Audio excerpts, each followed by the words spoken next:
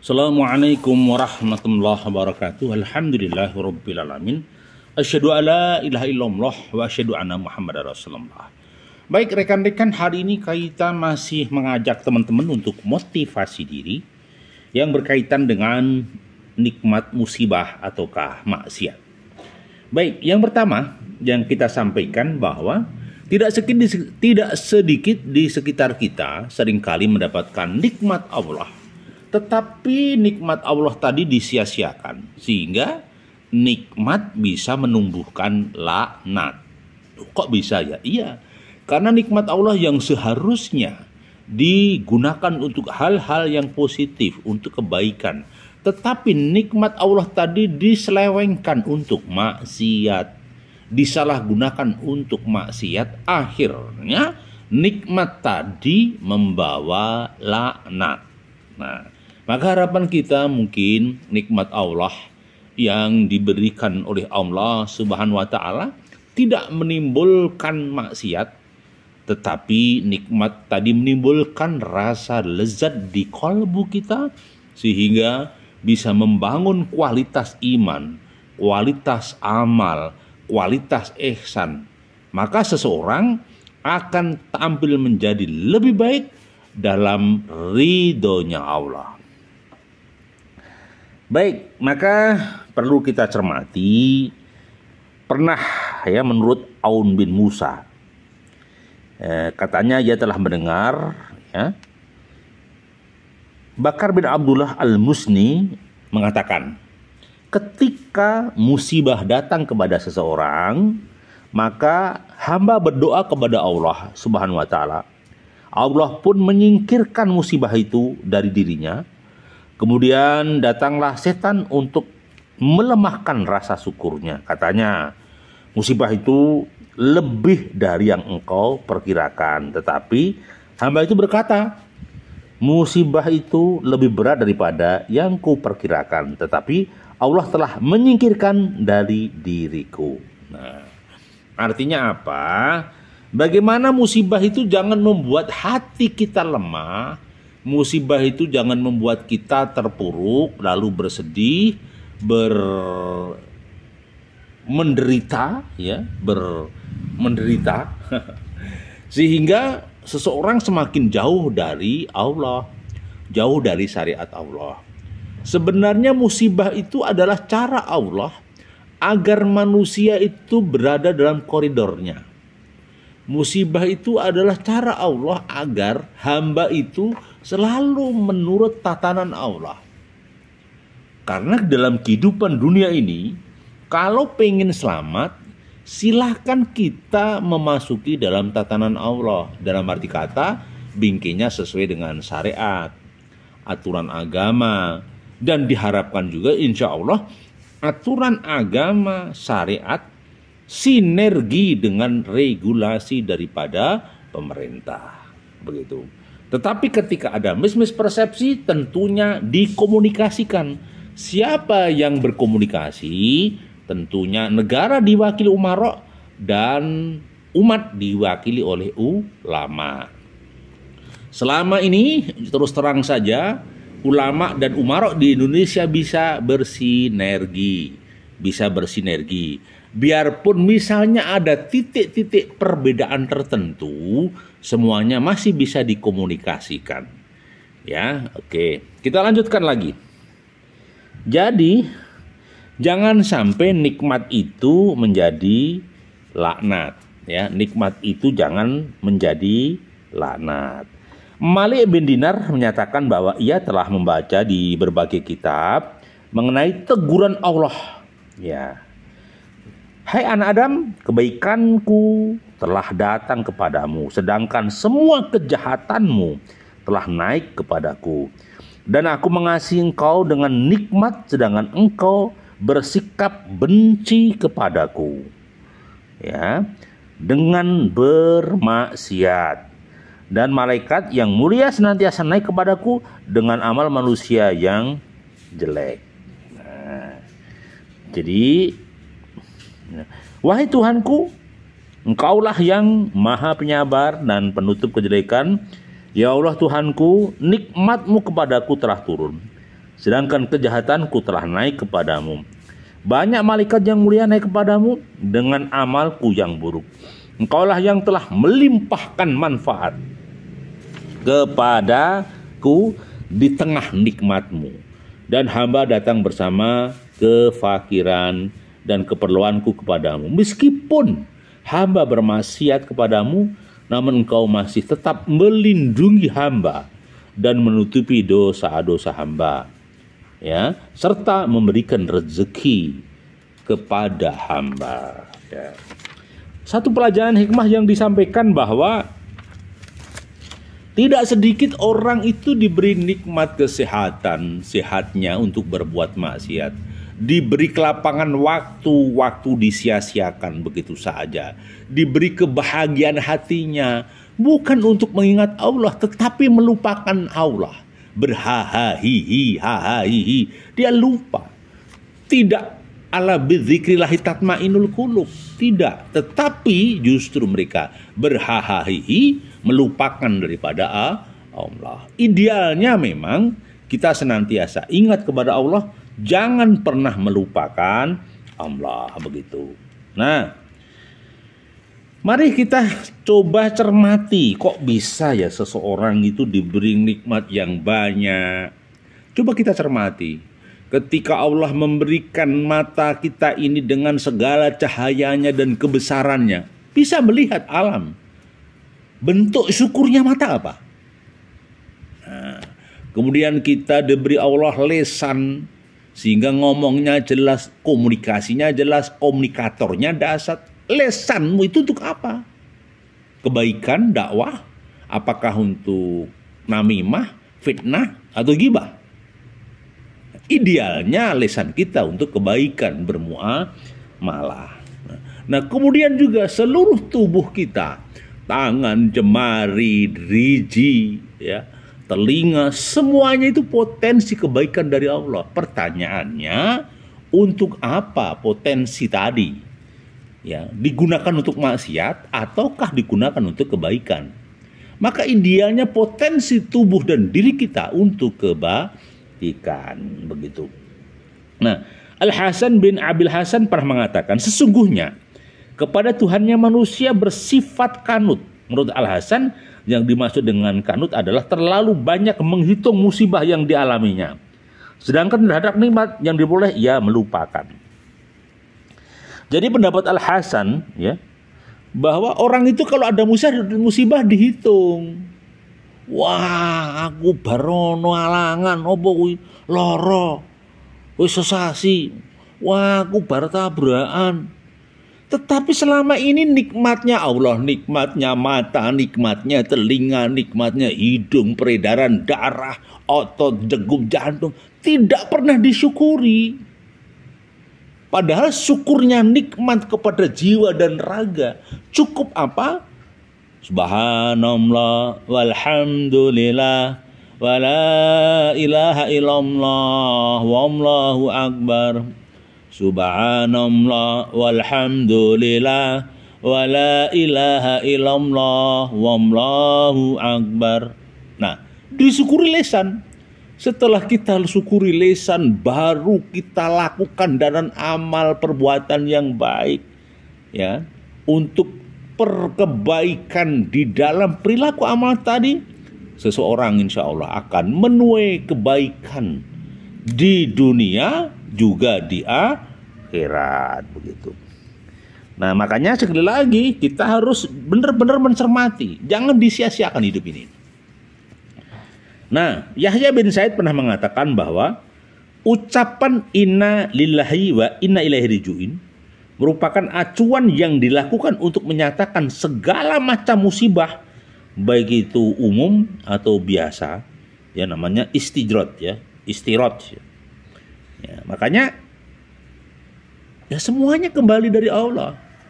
Semua yang terjadi itu dikembalikan kepada Allah. Yakinlah bahwa Allah tahu. Ini pasti ada hikmah dari Allah yang kita kadang tidak berpikir. Kenapa seseorang dikasih masuk angin seminggu? Oh, siapa tahu masuk angin ini menjadi alat musibah tetapi bisa memotivasi diri muhasabah seseorang dan seseorang tadi tidak bermaksiat lagi. Karena masuk angin tadi bisa juga menjadi peringatan kecil agar seseorang kembali kepada Tuhannya, gitu ya. Nah, ada yang mengatakan istijrat itu apa ya? Apa sih gimana? Nah, kadang begini, dari Umar bin Sa'id bin Al-Husaim dari Abu Hasim, keduanya, jika engkau melihat Allah sedang melimpahkan nikmatmu, ya, sedangkan engkau melanggar, maka hati-hatilah engkau. Loh, kenapa? Ya ingat, orang sudah diberi kebaikan, maksiat, dilimpahkan harta, maksiat, sombong, diberi kekuasaan, pongah, diberikan rezeki lebih, pamer, ria. Itu hati-hati. Di balik itu nanti ada istijrat. Apa itu? Dilulu. Ya, dilulu bahasa Jawanya. Atau mungkin dibiarkan saja. Pada titik tertentu dijatuhkan. Ya, akhirnya terkapar, menangis termehek-mehek. Begitu. Kok bisa begitu? Iya. Karena dia melupakan nikmatnya Allah. Akhirnya yang terjadi, dia melakukan kemaksiatan yang bertubi continue istiqomah. Ya, istiqomah jelek. Akhirnya apa? Dia diberi bala sama Allah sampai termehek-mehek gitu. Makanya kita harus cermati bahwa ya, apabila engkau melihat Allah yang Maha Mulia memberikan sesuatu yang dikehendaki oleh hamba-hambanya, sedangkan mereka bermaksiat, maka itulah disebut istijrat. Nah, kita melihat ada orang ganteng, gagah, kok maksiat, oh hati-hati, istijrat. Anda melihat orang sukses, mobilnya banyak, tapi sombong, pungah, hati-hati, istijrat. Ketika Allah mencabut semuanya, hancur.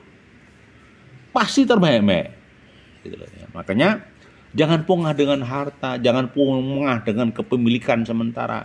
Melupakan kebaikan, melupakan kemaslahatan, akan hancur gitu loh. Maka sekali lagi, bagaimana segala sesuatunya kita harus cermati dengan rasa nikmat. Di Quran surat Al-Qalam ayat 44 bahwa dan kami akan menarik dengan berangsur-angsur ke arah kebinasaan dari arah yang tidak mereka ketahui. Nah, ini ancaman bagi orang-orang yang istijrat. Wis dikei kepenak lali Gusti Allah, wis diweni mulya lupa sama Allah, wis diwenehi babakan sing mentul-mentul lali karo sing gawe mentul. Artinya dia melupakan. Orang mengatakan melupakan sangkan paraning dumati. Begitu ya. Baik. Jadi hati-hati ketika orang senantiasa bermaksiat, berpotensi maksiat, padahal dia dengan segala kecukupan, dipastikan dia akan dalam balanya Allah. Sufyan mengatakan bahwa Allah akan melimpahkan nikmat secara terus-menerus kepada manusia, sementara manusia tidak mau bersyukur, maka Allah memberi nikmatnya namun manusia tidak bersyukur. Ya, itu bahaya. Ya, semoga kita bukan termasuk kelompok itu.